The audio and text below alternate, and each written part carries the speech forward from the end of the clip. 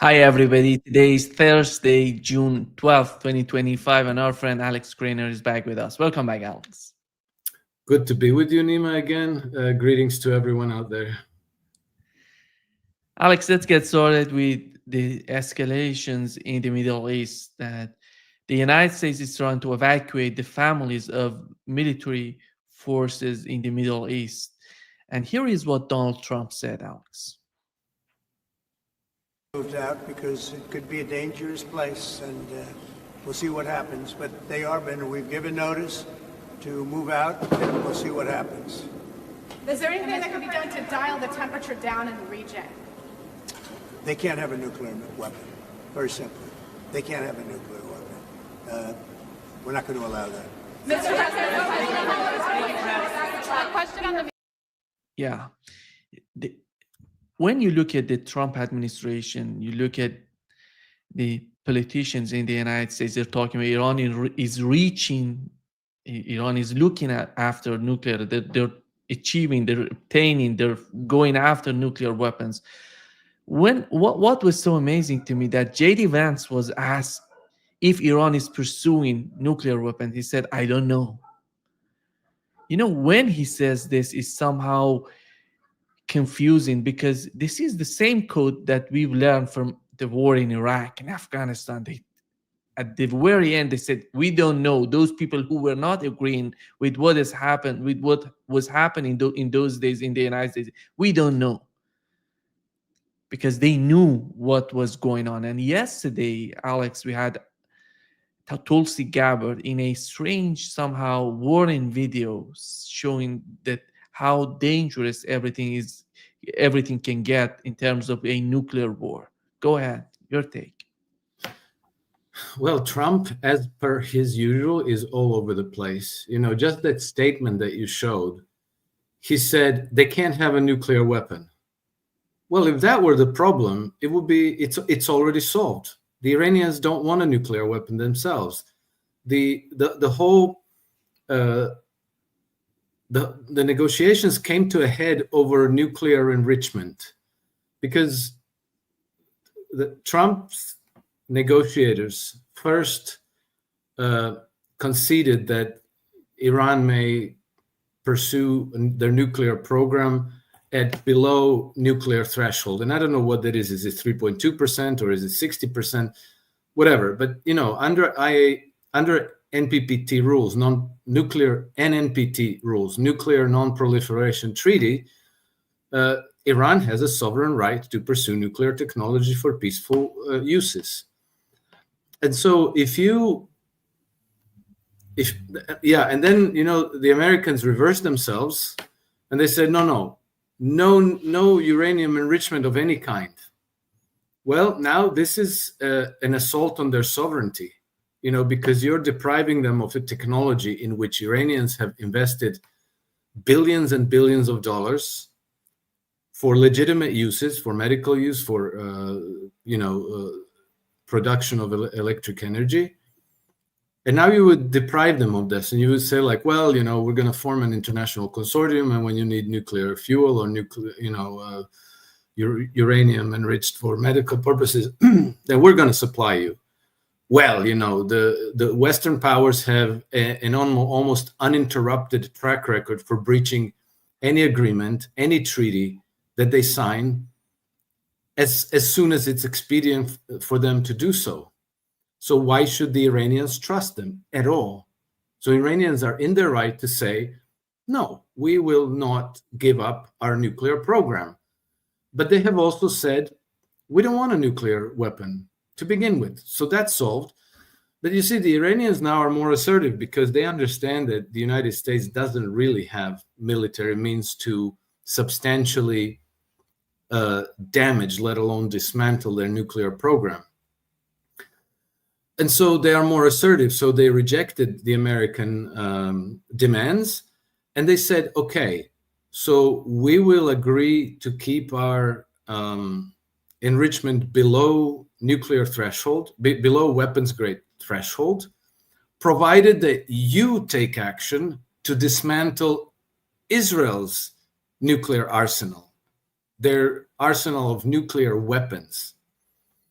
And so now, this is a problem because it's almost like a diplomatic slap in the face, because this is all being conducted under the pretense that it is to, let's say, secure peace and stability in the region. So if you also deprive Israel of nuclear weapons, well, that's also conducive to peace and stability in the region. But of course, as everybody knows, it's not about peace and stability in the region. It's about Western hegemony in the region. And Israel is the West's cat paw to defend and maintain that hegemony. So the whole point of the game is that Israel should remain the only one with military dominance, with nuclear weapons, and the ability to keep the region unstable for forever, essentially. So I think it's coming to a head because, Trump, unfortunately, he appears that way, a transactional person in these dealings. Maybe he's not transactional in his broader mission, which does have kind of a strategic direction to it. But in these dealings with, Russia, China, Ukraine, Iran, he seems very transactional. So, once he figured out that the Iranians are not going to be a pushover, that they are assertive, that they understand that they have certain weight and power in that region, well, then he decided, I think, and I hate to play a psychiatrist and explain the mindset, but that's my best guess. He decided to turn up the pressure dial on the Iranians. So he asked his military advisors to give him a range of military options, including nuclear option, which is completely insane.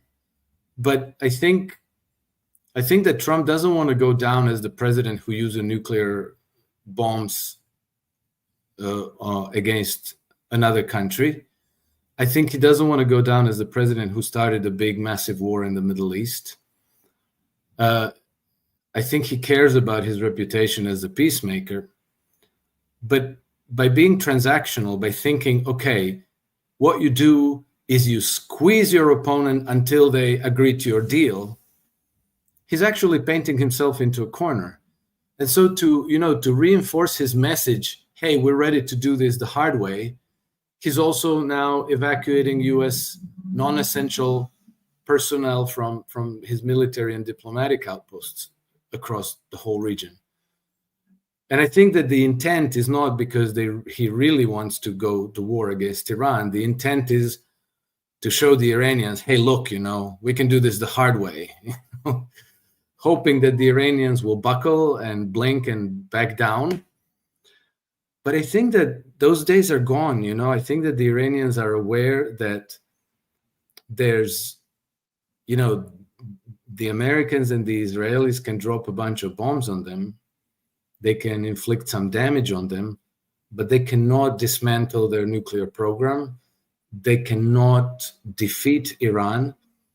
And then compared to what the Americans and the Israelis can do to Iran, you compare that to what Iranians can do to the United States and Israel, Israel will be devastated. The American assets in the region will be devastated. It could be an irreversible loss of influence in that region. And then not to mention that the price of oil, if it comes to war against Iran, the price of oil will move into triple digits.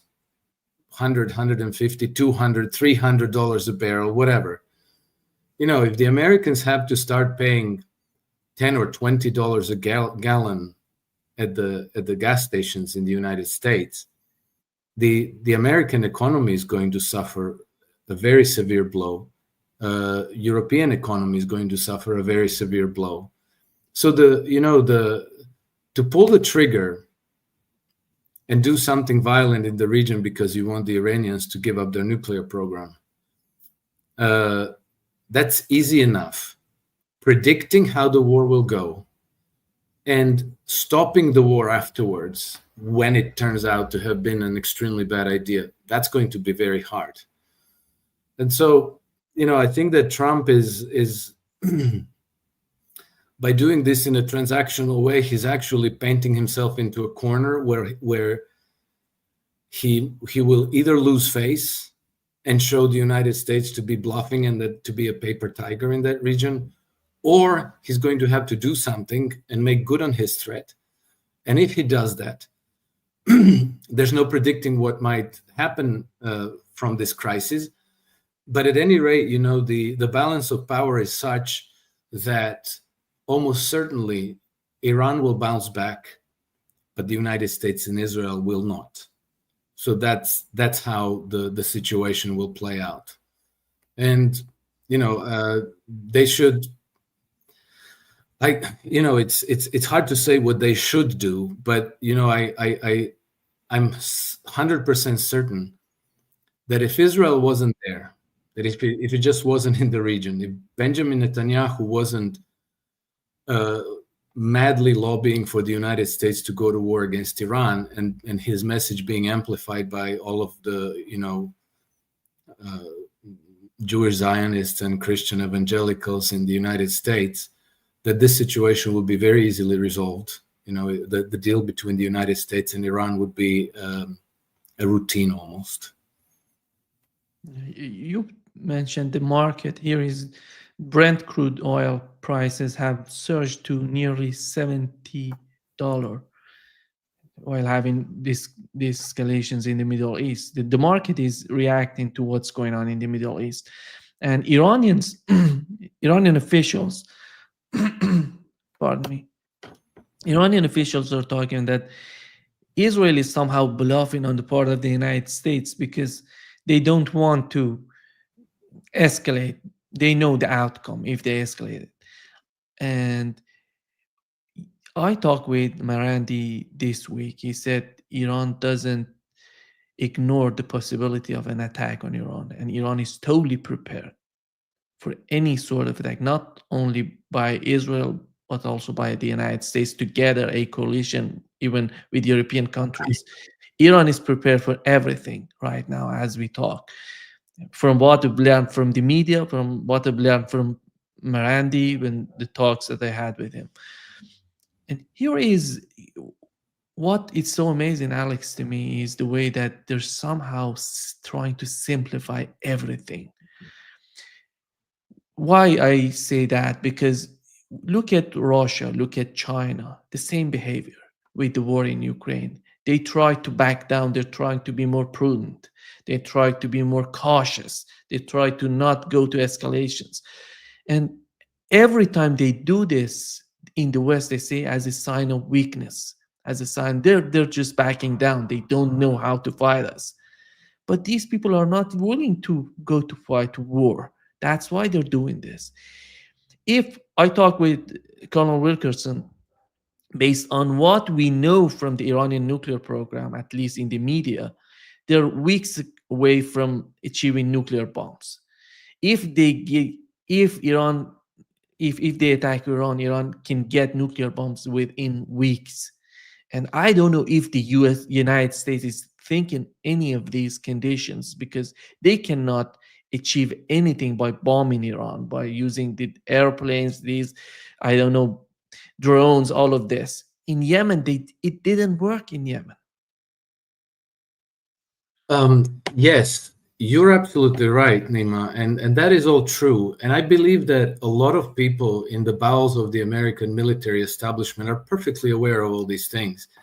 The problem is that the conduct of the American foreign policy is out of control, because you have this very powerful Israel lobby. You have generally globalist forces assaulting Trump from all sides, and I think that the riots that we saw in Los Angeles last weekend, and which are now spreading, and apparently they are planned for substantially all the major US cities for this weekend, 14th of June. This is all part of the game not only related to Iran, but generally related to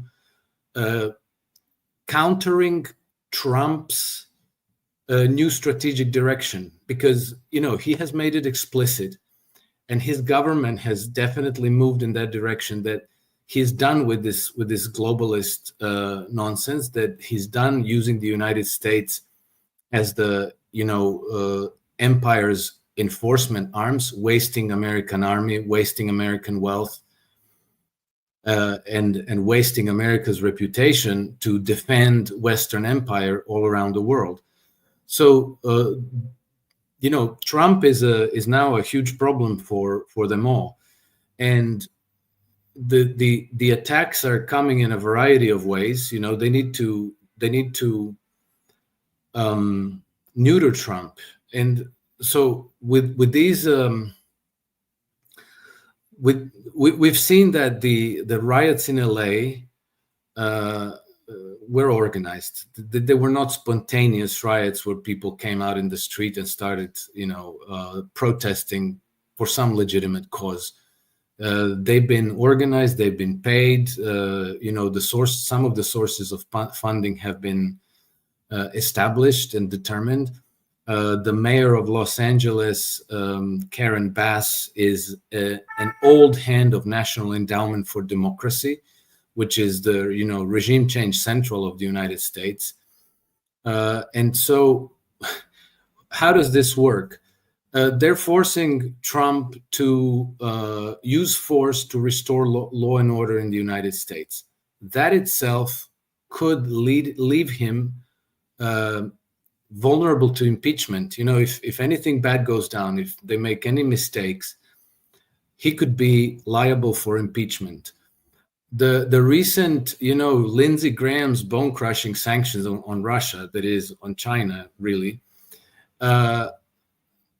Okay, so that thing is not catching the same traction anymore. But what we saw through this process is that he was able to get 86 or 87 signatures in U.S. Senate. So what that shows you is that if there's an impeachment proceeding against Trump on account of, using the National Guard or U.S. Marines to restore order in U.S. cities and something going wrong there, he could end up getting impeached.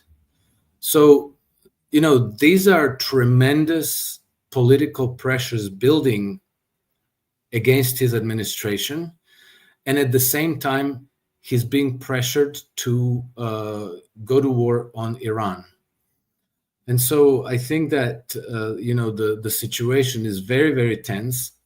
But whatever happens, he's walking a tightrope. And if he uses Iran as a pressure vent, as a pressure release valve, the consequences are going to be terrible. And he's still not going to win, friendship and support from his political opponents. The harangue is going to continue all the same. The problem is that under all that pressure, he might end up making more and more mistakes, and he's been making already enough mistakes as it is. I think the problem with Donald Trump and his administration is that the government, the Netanyahu's administration, is in a very desperate situation. They're collapsing. And they're doing everything. They're prepared to do it. You look at the Israeli media, they say that if this threat of a war with Iran doesn't come to the mind of the politicians in Israel, Netanyahu has no chance of keeping up with this government. And he's collapsing. That's why I think the situation with Iran could be so much dangerous. They can do something that nobody could have imagined. And that's why many people are, even Tulsi Gabbard she's talking. I don't believe that we're living a possibility of a nuclear war between the United States and Russia. That's not happening, in my opinion. Here is what Tulsi Gabbard said. And here today, closer to the brink of nuclear annihilation than ever before. Political elite and warmongers are carelessly fomenting fear and tensions between nuclear powers. Perhaps it's because they are confident that they will have access to nuclear shelters for themselves and for their families that regular people won't have access to. So it's up to us, the people, to speak up and demand an end to this madness. We must reject this path to nuclear war and work toward a world where no one has to live in fear of a nuclear holocaust. Yeah. Literally, what the United States is doing in the case of Iran, they're just threatening Iran with nuclear attacks on Iran's facility. And we know that it's not going to be just on nuclear sites. They're going to destroy everything. They're going to harm the Iranian people.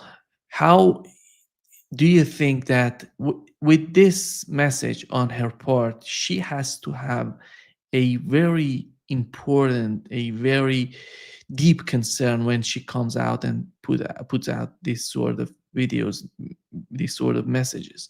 Your take on that? What is the main concern on her part? Well, I think that for once we can take a U.S. official at face value. I think that this message was very, very appropriately worded, very important at this moment. And I think that it reinforces, Trump has already spoken about ridding the world of nuclear weapons. That was one of his objectives with his presidency. And I'm sure that he's sincere about that, but getting it done is a different thing. And so, Tulsi Gabbard, who may be the most likable and the least controversial members of his administration, is probably the right person to promote this message. I think it's not just Iran. It's that the British have been working with the Ukrainians on providing the Ukrainians with technology to develop their own nuclear weapons. It's that the Israelis, at various times have signaled that, if Israel goes down, everybody goes down with them because they're going to fire off their nuclear missiles at whoever gave them a cross look, It's the fact that there's a risk of war still between Pakistan and India, and both are nuclear powers. It's the fact that Iran might feel coerced to develop their own nuclear weapons. And as the pressure rises for war, because we are at a transition point of history where the Western Empire is now kind of coming down like a house of cards. There are people in the bowels of the halls of power that are ready to use nuclear weapons to arrest the decline of the empire and the emergence of alternative powers, the multipolar integrations, BRICS nations, the Belt and Road Initiative, and all this. Because if you set the whole world on fire, then maybe you can preserve your own power base and re-emerge on top of the ashes as, again, the ruler of the world. Because the way things are going now, the empire is crumbling. And I think that the role of the United States here is extremely critical, because with the United States, the empire is still a very powerful force.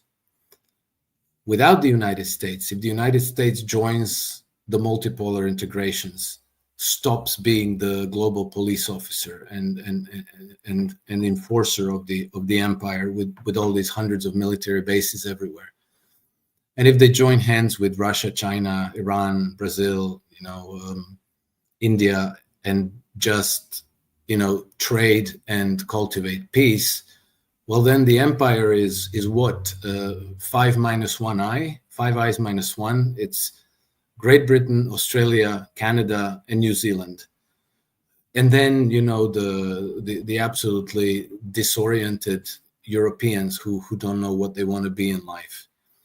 So you have a negligible force that can easily be kind of quarantined from world events until they sober up, leave their warmongering behind and join the rest of the world as polite members of the international community. So it's very, very essential for the empire to bring the United States back on board and to take out or disable the administration that wants to go the other way. And so, as I thought this for a very long time, the ultimate battlefield in the battle for humanity is going to be the United States. And so now, everything's coming to bear on Trump administration. And we shall see whether Trump and his people will find ways to prevail in this battle. I'm sure that they have help from the Russians, from the Iranians, and that the U.S. resistance to the empire is not just Trump. It's more broadly based. It's more robust, but they're still beset by a very deeply entrenched deep state and a swamp that doesn't hesitate to play very dirty. We know that Donald Trump has mentioned that with the situation in Gaza, they're trying to negotiate with Hamas, and together with Israel. Iran is part of negotiations. For the first time, he mentioned that Iran part of negotiations. And I don't know what do they need from Iran to do. And because after all, Alex, look at the Middle East. Who's going to be the most important character in the Middle East to be partner, to be close to the United States? Nobody. Nima, I think it can only be Iran.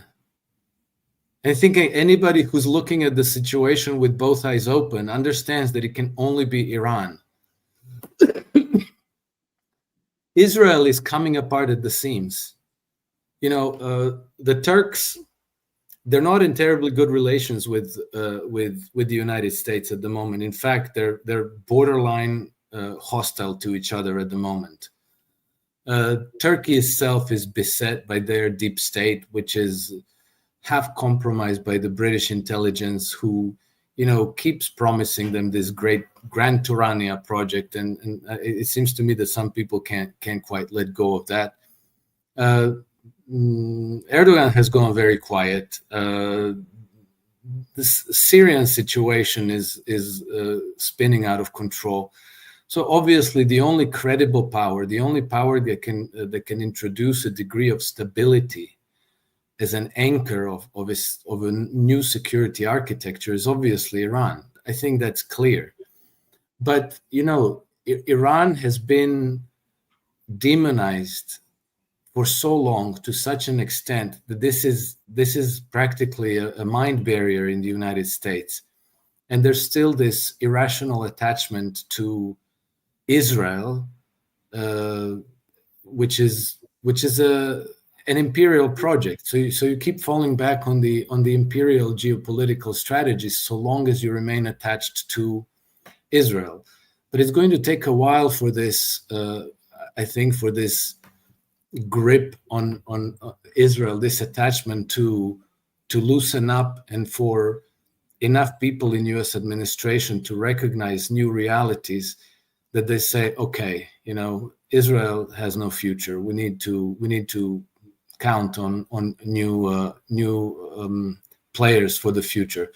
I think that very fortunately, Iran is no longer in such a vulnerable position as it was maybe 20, 30 years ago. Iran has now practically a mutual defense pact and a strategic partnership agreement with Russia. It has the same with China. The Russians and the Chinese have designated Iran as the anchor of the new security architecture in the region. The Russians deeply care about their new north-south international transport corridor, which is the better, faster, cheaper alternative to the Suez Canal route. So there's a lot of positive, constructive developments that hinge on peace in that region. And I think that the United States also should recognize that. And I think that many people in the administration do recognize that, because on the one hand, you have tremendous development opportunities that you can participate with. On the other hand, you have war without end in sight, that's going to cost. It's going to cost you troop, it's going to cost you capital, it's going to cost you credibility, it's going to cost you reputation. And so that's why I'm saying that I believe that the opposition to the empire at this moment, even though it's under the surface, I do think that it's increasingly broad-based and robust. And so, I tend to be cautiously optimistic about what happens in the future. I just wish that Trump had better support in the United States, so that these very risky and very dangerous games of bait and switch and transactional approach in negotiations, that they wouldn't do that they wouldn't continue going along that route, because itself it's a risky route to take. You could negotiate in such a way that you end up painting yourself into a corner where you have to do something to defend your credibility. Alex, whenever we talk about Donald Trump and his his administration, people are criticizing us, you and me. Yeah, I know. They don't like us because we have the way that Donald Trump, Alex, is talking about the geopolitical issues, nobody talked before in the United States, in the establishment of the United States. That's why I didn't lose my hope in Donald Trump, and the way that he's trying to do everything right now is on the table. Nothing has lost. He can fix everything as we talk right now. And here is what he said in 2011 during the Obama administration. And will start a war with Iran because he has absolutely no ability to negotiate. He's weak and he's ineffective. I cannot believe that this guy would start a new war, a big war in the Middle East. He may want us to see him as a somehow insane and he can do everything, but this a position for negotiating, for bargaining, a bargaining process, in my opinion, in his mind. But the problem, Alex, on the other hand, I know the Iranian mind. I know the Iranian culture. I know how they're so complicated in the way to negotiate. They have a long culture, a very complicated culture. They know these sort of tactics. I don't know if Donald Trump is aware of that. Yeah, I think that's part of the problem. I think that he thinks that the way he negotiated real estate deals is, the same approach he can use against the Iranians. And I think that, in the United States, there's this idea that Iranians are somehow backwards and primitive, and that, you can run circles around them and impress them with, flashy shows of force and, advanced technologies like they don't know technology. Iran is one of the leading nations in the world producing top level engineering talent. I think that the American people, when they see people wearing turbans and these Shia robes, they think like, these are religious fanatics. They don't know anything about anything, and that's a mistake. Underestimating your opponents in negotiations is always a mistake. It's never a good idea. I'll just say a word on account of how you and I tend to interpret Donald Trump and why that's irritating to some people. I understand that Donald Trump is exceedingly easy to hate, but first of all, ask yourself what the world might look like today had Kamala Harris won the presidency. Then take into account certain very, very important changes in policy under Trump. He has spoken with Vladimir Putin 3 times now, had extensive, long conversations with him. He has sent his envoy, Steve Witkoff, his very personal friend and a man of confidence, to speak with Iranians, with Vladimir Putin, with Russians. And so the diplomatic flow of information, exchange of notes, ideas, strategies is happening, which is extremely important. Back in 2009, German Foreign Minister Sigmar Gabriel said that by far the most important relationship for the future of peace in the world is the relationship between the United States and Russia. The previous administration has completely neglected that relationship. For 3 years, there was no relationship of any kind. And so, Trump is advancing, however clumsily, with however many errors, Trump is advancing the cause of peace in the world. Back in February, when there was a vote brought by, co-sponsored by the British at the United Nations to declare Russia an aggressor in Ukraine, the United States voted with Russia. Extremely important vote. And so he has opened talks with the Iranians, with the Russians, with Hamas. We have to recognize that he's trying to do a lot of things right. Now, the fact that maybe his style is irritating. Well, remember how smooth and likable Obama's style is and how well that went for the United States. Obama was easy to like. He was this, soft-spoken, articulate, sophisticated gentleman that, it's like, oh, what a wonderful man. Really, So, let's not judge people entirely on the facade value, and let's keep focus on really, really important things. And, I'm not saying that Trump is going to prevail in all this stuff that he's trying to accomplish, but at least he's pulling in the right direction, and it's not just Iran, Russia, Ukraine, not to mention the new deal with Europe, and it's also real changes in internal politics in the United States, like in the National Institutes of Health, naming Robert F. Kennedy Jr. to his team, Tulsi Gabbard, a number of people like this. These are very, very important changes.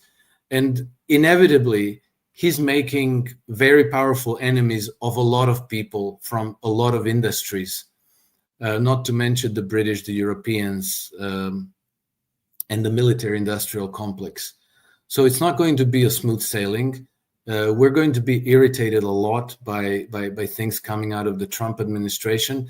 But I think that his life, his administration, and our future would be a lot better if he got support on things he's trying to do right. And then, of course, it's legitimate to criticize him on his blunders. But, this shouldn't go into psychosis, into Trump derangement syndrome, where people absolutely insist on hating Trump for whatever reason and on any justification, even if they have to kind of really use their imagination to say like, yeah, he's like all the other people. No, he's clearly not. The changes in policy are very radical and very clearly visible. Will he be successful or not? That partly depends on the people. And as you will notice, Tulsi Gabbard said something very important in her statement that you just played a few minutes. It's up to we the people. It's us that need to demand these changes, because whether people believe this or not much can happen in the world against public pressure, and then a lot happens carried by public pressure. If you don't believe me, go back to what Alex Karp said a few months ago, the CEO of Palantir, when the protest started gathering pace on US universities over the genocide going on in Gaza. He said, this is not a sideshow, this is the whole show. He said, if we lose the intellectual battle, we will not be able to deploy armies anywhere from the West. And so we need to take that seriously. He gave us part of the recipe. He gave us part of the ruling oligarchy's mindset. The battle is for our minds. So let's be careful about how we use our minds. Let's not be irrational. Let's not judge too hastily.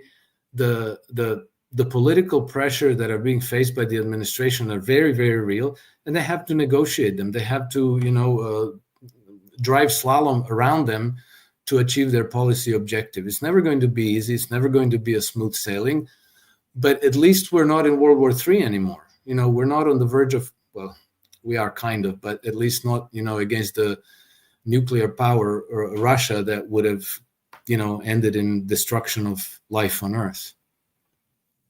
I think Russia and Vladimir Putin himself is so much aware of what's going on in the United States. He knows how the domestic policy works. He knows how much of pressure is on Donald Trump himself and part of his administration that is not in favor of the continuation of the conflict in Ukraine. That's why if we assume that Donald Trump knew about what was going on with the Ukrainian attack, if we assume that Hexet knew about it, and they try to, Alex, even with the worst scenario in the mind of Russians, they try to ignore it because they're looking for something bigger. They're looking for something more important in their sort of negotiations with the United States, with Donald Trump, because they know if not with Donald Trump, no one else is capable of delivering on that. No one else is. You mentioned Obama. Obama won the Peace Prize, the Nobel Peace Prize. Yes. He attacked Libya. He wanted to attack Syria. He was preparing for everything. It was Vladimir Putin who avoided the war with Syria to go to war against Bashar al-Assad in those days.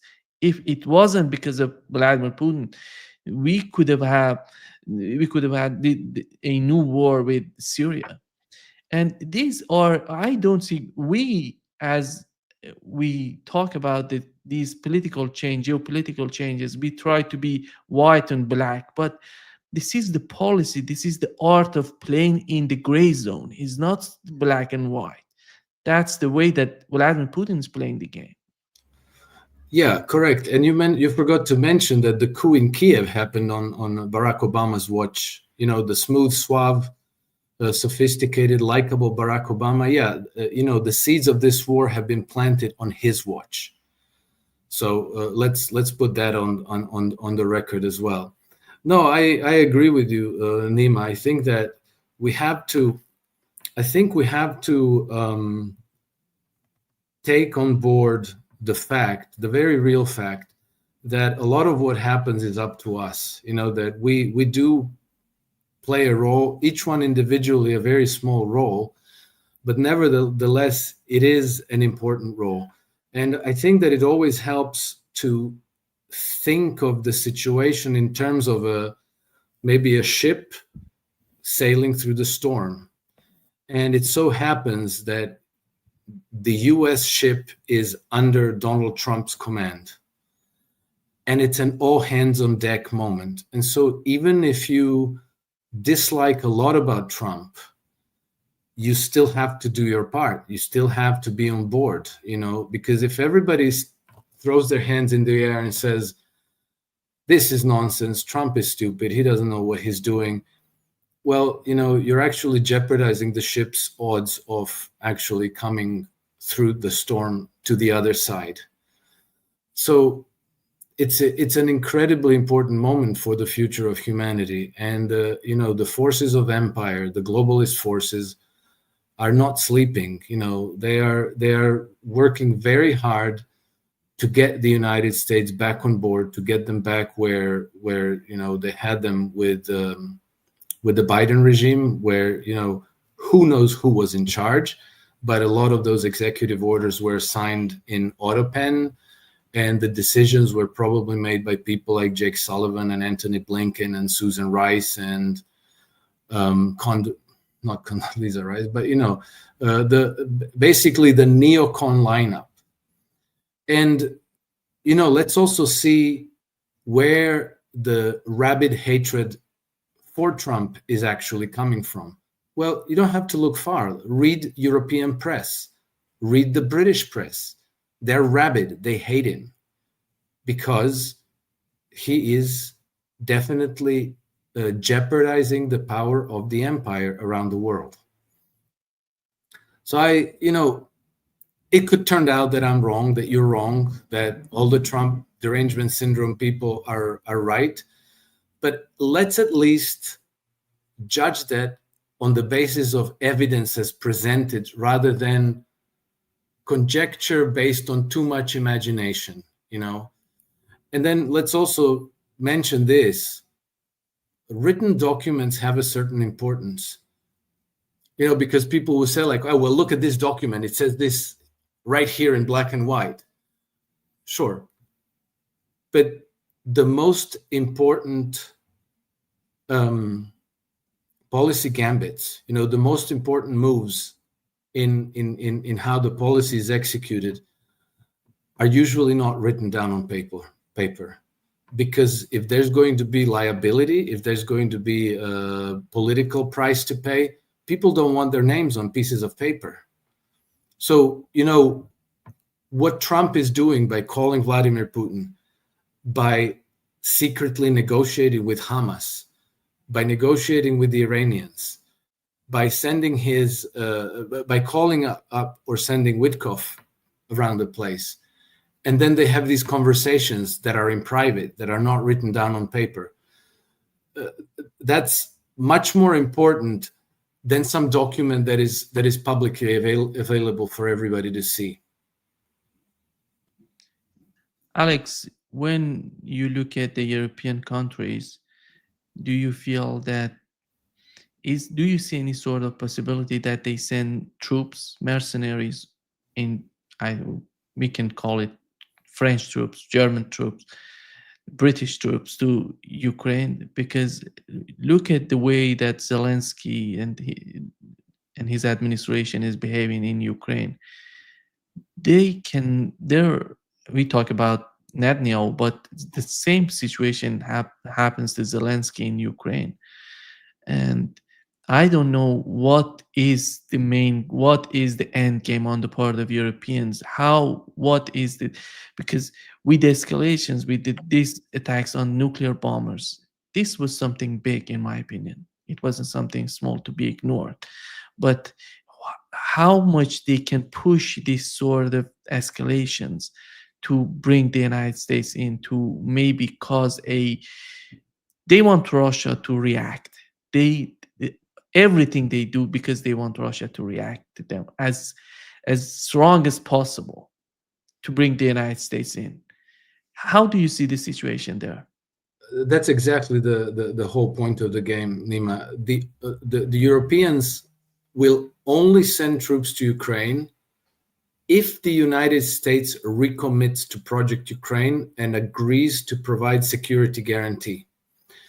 Because European troops can only get slaughtered in Ukraine. They cannot win. They cannot change the trajectory of the war. They cannot change the outcome. Ukraine's already been defeated for all practical purposes, and they cannot reverse that. But what they could achieve by going there is to try to bring the United States in. That is, if the United States agreed to provide security guarantee to Ukraine, what that would mean in practice is you send 10,000, 5,000, 20,000 troops from Poland, Germany, the UK, France, whatever. You cobble up something together. You send them there. You say, oh, they're going to be here as peacekeeper or as a reassurance troop, whatever whatever label they invented for them. They would be tripwire troops. So if the Russians have said, you send your troops there, they're going to be coming back in coffins and body bags. And then, if the Brits, the French, the Poles, the Germans came under fire and sustained large casualty, then you would see a hysteria in Western media about, oh, look at what these evil Russians are doing to us. The Americans, of course, they can't just stand aside and watch this. They're going to have to join in and support us. And so that would create kind of a pressure and obligation on the side of Americans to send troops, to send weapons, and to basically go to war against Russia for the Europeans. Without the American commitment, they will never send the troops there. That is, they have their covert forces, the special forces, these engineers and advisors who help them, wield these, specialty weapons and drones and, for targeting, but not foot soldiers to go and fight against Russia and to man the trenches. That will only happen if the United States recommits to the project Ukraine. And in order for that to happen, they need to somehow maneuver Trump into agreeing to that. And he's already clearly not interested in doing that. So, they either have to take him down, try to assassinate him, impeach him, or do some kind of a maneuver like that, something very radical, to cause the United States to again do a 180-degree turn and to join the European powers in fighting the war against Russia in Ukraine. Here is, Alex, what NATO Secretary General said about providing weapons to Ukraine. Agree with Kyiv that to end this war, it's going to require additional long-range strikes into Russia to take out its industrial capacity? Well, to end this war, we need Putin to come to the negotiating table and not with this historian who is now popping up in Istanbul twice and again telling us about the history of Russia and Ukraine from whatever, the 12th century, I don't know what it was. And constantly restating what they stated already in 2022, you need a Russia which is serious, wants to negotiate and end the war. And to get there, it all, I think, starts, of course, with keeping Ukraine strong in the fight. It's a bit late for that, isn't it?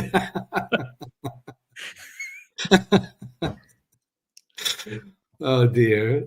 These people, Alex, what's coming out of his mouth is these people hate the history. These people hate the traditions. These people hate the roots, whatever that root is.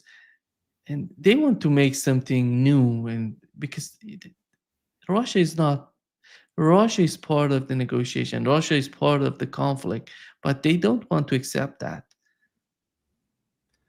Well, Russia is part of that region, Nima, I mean, that people may not like to hear this, and especially, maybe Ukrainians may not like to hear this, but that part of the world has been Russia practically forever. I mean, I just listened on the Duran, a fairly long talk with Dr. Papadopoulos, the British historian who has spent, he said he spent 25 years researching through the British National Archives. And he said that before the end of the 19th century, so we're talking very late 1800s, there is never a mention of Ukraine as a nation. This was always deemed to be Russia. Ukrainian nationhood has been contrived through the Austrian Empire exactly for the same purpose that they've been working on forever, trying to undermine and destabilize Russia. And so, there are very, very deep roots to this. And I think that, once the war is over, Russia will become part of that world again. And I think that in one way or another, Kiev will realign back with Moscow. And then, it's going to be that much more difficult to dislodge her. But, Western powers through really clownish officials like Rutte and, there's many of them, including Macron and Ursula von der Leyen and Kaja Kallas. And they all seem to be coming from the same school of thought, and acting like ignorant clowns. And he's even irritated that, Vladimir Putin sent this really knowledgeable person, Mr. Medinsky, as a negotiator, because he would like to see Vladimir Putin himself do the negotiating. I mean, he's just showing to himself to be a clown altogether. The Western powers have been trying to have a go at Russia for something like more than 300 years now. Sweden tried, the Poles tried in the 1600s. Yeah, more than 300 years. The Poles tried it in the 1600s. Napoleon tried. Hitler tried. Now, the Nazis' minimes in Ukraine are trying, and they always lose. They always lose every time. And now he's talking about keeping Ukraine strong in this fight. What is he talking about? Ukraine just lost 1.5 million men. Their economy is decimated. Ukraine has endured a complete demographic collapse. There's nothing left. The whole country is gutted. Who are you keeping strong? The only thing you can keep strong is the remnants of the neo-Nazis, and then shape them into like a terror network, as the British are trying to do, to run these, sabotage and terror attacks into Russia. But this is not changing the strategic course of events. Russia has strategically won. Now, you can punch Russia in the face here and there, but you cannot defeat it. You cannot knock it out. And instead of then saying, okay, well, that didn't work, let's cut our losses and let's fix our economies at home and make sure our people are not freezing, that their food in the stores, that their medicines in the pharmacies, that the society continues to, that we have energy available to us. No, they're doubling down. They keep wanting to go to war, and that's their one sole obsession. Nobody in Europe is talking about domestic politics. Nobody's talking about the economy. Nobody's talking about how to put people to work, how to make it easier for entrepreneurs to start businesses. There's nothing. It's war, war, war, war. That's the sole obsessions of people like Mark Rutte and Ursula von der Leyen and all of these people. It's very sad. It's very embarrassing, and it's unsustainable. And so I think that where this goes is where the people in power are ultimately going to be swept out of power by the dissenting and rebelling masses. And that's already in the works in Europe, which is why they have to cancel democracy. They have to try to make sure that whoever the people want to vote for cannot become the political option in that country. France, Germany, Romania, they try to assassinate Robert Fico in Slovakia. We're going to see more of that. It's going to be very ugly in Europe. I think that we are running into a summer of discontent, which might turn out to be this summer. And so in one way or another, this train has to be stopped. They're trying to make new rhetorics, Alex. Financial Times wrote an article about how AI was used in the drone attack on Russia and how capable Ukrainians can be in fighting Russians without using because they know the manpower is just has been destroyed in Ukraine, that they want to come out with a new argument that AI is doing the job. We don't need manpower, because they want to convince, in my opinion, the United States that's one of the main reasons that Donald Trump was somehow dragged into this new attack on Russia, to show him how AI can be used, how Ukraine can be capable of fighting back. Do you, in your opinion, this sort of propaganda they're putting out is going to resonate with the public opinion in Europe? It's hard to say. If you go by the daily press and what you hear and see on television and on the radio, everybody's pretending to be very impressed with Ukraine's success. But I think that in reality, Europeans, at the grassroots levels, are very, very wary of this war. And the powers that be themselves are keenly following the public opinion in Europe, and they've known since the beginning that the majority of Europeans are not inclined to this war, that they don't support Ukraine in the same way that the political class does, and that the Europeans want an end to this war. In fact, the continuation of this war is causing the European Union itself to be crackling and buckling under the pressure, and that it could spell the end of the EU and of the NATO. So they need to, periodically score these, very spectacular coups, these very spectacular battle successes. The Kursk incursion was one of those things, last August.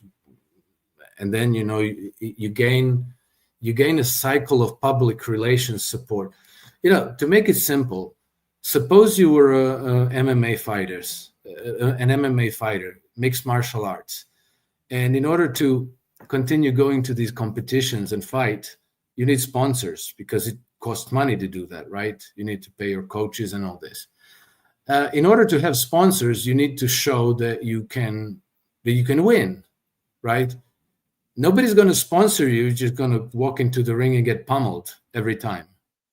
So, this is the same logic. They need to show that Ukraine is still in the game, that they have this capability to score an upset, that, now with this magic AI stuff, they can conjure up some kind of a new Wunderwaffe approach with the drones, that they can,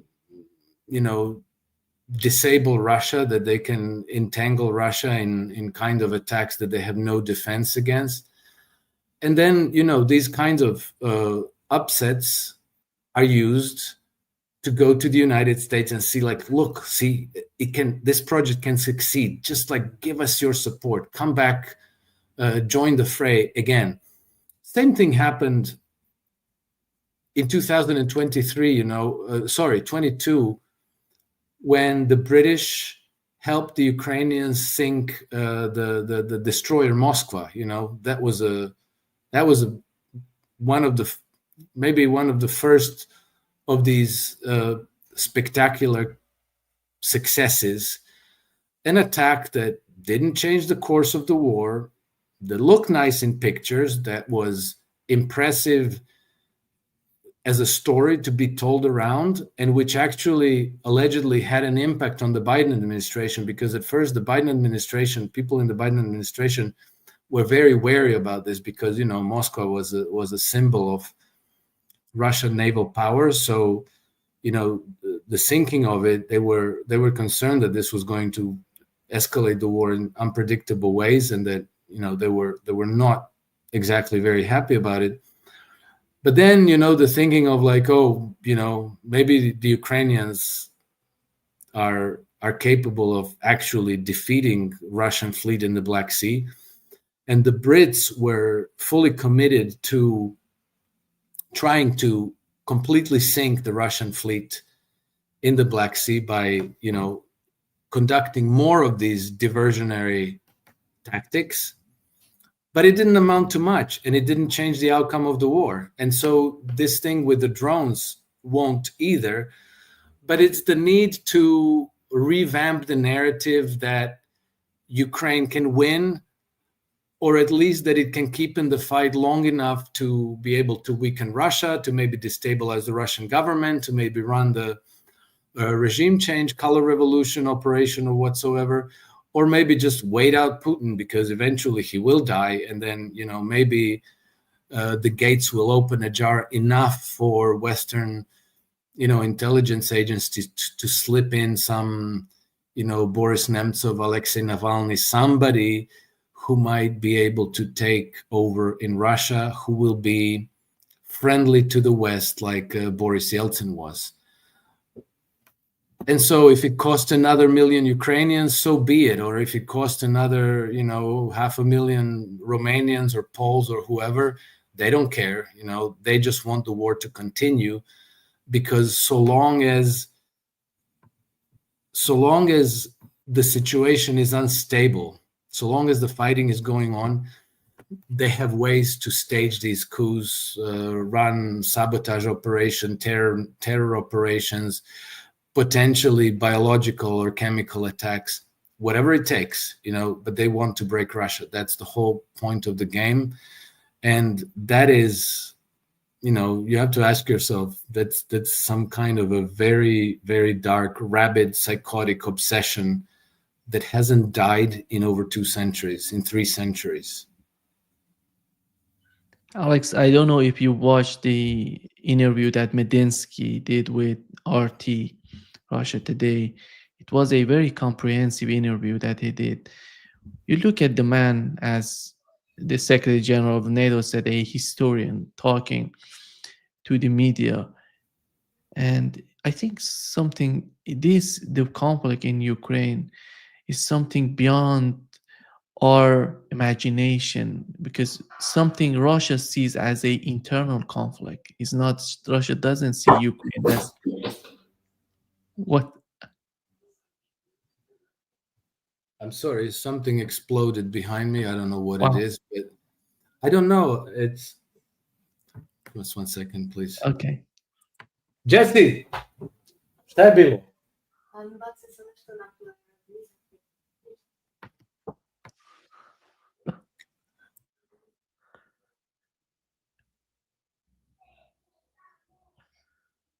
I cannot hear you. Yeah, right now. Sorry, my son's out of school and he dropped something that fell against the door. It made a loud. It sounded like something, like a pressure pot breaking or something. I can imagine. He's just doing stupid stuff. Don't worry, I'll punish him severely after this talk. I totally understand. I have my son here, just everything coming in. Sorry, Nima, Yeah. your question. I have no idea what you asked me. By the way, what Medinsky said, Alex, is so much deep, in my opinion. Many people who are arguing in the West and in our part of the world, that they're arguing why Russia is not destroying Ukraine, why Russia is not going to destroy everything, go against Zelensky and take him out from his position, and all of these arguments. Medinsky said something so deep. He said, when I talk with Ukrainians, look at their eyes. These are Russian people. These are talking in Russian with me. It's something maybe for all of us who are not part of the Russian culture, who don't know anything about the Russian culture, we cannot understand it. Russia doesn't see Ukraine as its worst enemy. They see it somehow a civil war. That's why they're not going to that extent to destroy everything in Ukraine. Yes. You see, the Russians are playing a very long game. And they understand that, once the war is over, there's going to have to be a political situation to the conflict, which means that, the Ukraine is going to have to be stabilized as a neutral, friendly nation to Russia. In order for that to happen, and in order to not leave any ammunition to, let's say, neo-Nazi groups, violent extremists, and so forth, you want to steer clear of committing atrocities that are unnecessary. As these historical cycles go, I can tell you that the atrocities that were committed by Croats against Serbs in the 1940s are still part of our story and are still being used to inflame fears and desire for revenge on the side of the Serbs to this day. And by contrast, the atrocities that were committed against Croats are still being used to foment fear and desire for revenge among Croats. So, there's always way for somebody, if they want to destabilize your part of the world, to take advantage of those, wounds of history, to inflame conflict, to inspire this mistrust, to say, look, they've done to you that before, they'll do it to you again. You have to defend yourself, you have to protect yourself. Hey, we can help you, we can lend you money, we can sell you weapons, we can train your troops, and so that in the end leaves seeds of instability and future conflicts in the ground that might sprout at some point in the future. So I think that while there's some frustration among ordinary Russians, among the public, and enough disaffections with the Ukrainians that they are ready to let's take the gloves off and let's take care of this. I think that the policymakers in Russia, people like Medinsky, like Vladimir Putin, Sergei Lavrov, the top military brass, I think they're learned people. They are sophisticated thinkers, and they understand that what they're doing today has to hold in the future. Committing atrocities, using excessive violence to achieve their end quicker, any kind of those shortcuts might create future problems. So I think this is the reason why the Russians are being very, very careful. They do consider Ukrainians to be the same people as themselves, because they are. And so, they don't want to give anybody reasons for the future, when the history of this conflict is written, to say anything less that the Russians have done everything they could to avoid the conflict. And they have done everything to make sure that the conflict is conducted in a way that minimizes human suffering and civilian casualties. And I think that that's a very, very wise way to go about it, even if it takes a long time.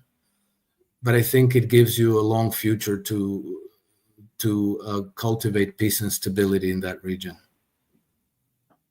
Just to wrap up, Alex, I hope that Russia, what you mentioned is so important in my opinion. Russia is considering the seeds of hatred that the British government is planning in Ukraine, because that would be something like ISIS, Al Qaeda, like in Europe. That's they can fuel this sort of hatred forever. Yes, and they do this. This is part of their modus operandi. After World War II, the British evacuated 8,000 former Nazi collaborator troops, the SS Galicia troops and the like, to Britain, and then they farmed them out to places like Canada, where their descendants are still there. And they always cultivate these kinds of group for future projects, for future gambits at destabilizing parts of the world. Canada has also hosted, as well as Australia, some Croatian immigrations and Serbian immigrants, And when the war started in former Yugoslavia in 1991, some of the people who were instrumental in escalating the war were exactly Croatian Canadian emigres, and our first defense minister was a Canadian emigre who returned to Croatia. I don't know what how they prepared him for that, how he was briefed, trained, but they come there already pumped up with a very, well, I guess you could call it far-right ideology, ready to fight, ready for war. And then they, when local Croats tried to go and negotiate with the Serbs and try to avoid the war, it's our Croatian people who shot them dead. You know, there's a particular incident that happened right before the war exploded, and it was supposed to be the Serbs who killed this police captain who was trying to drive over to the other side to talk to the Serbs to say, let's not do this. And then a Croatian checkpoint, they intercepted him, and they shot him and his collaborators. That was Canadian emigres behind that. So that goes to tell you, this is the modus operandi of the Western powers when they want to trigger a war in some region of the world. No. Thank you so much, Alex, for being with us today. Take care of that bomb behind the door. Yeah. Now he's going to get his, his punishment. Anyway, Nina, thank you for having me. Always a pleasure to join you. And until the next time, You too. Next take time. care. Bye-bye. Take care.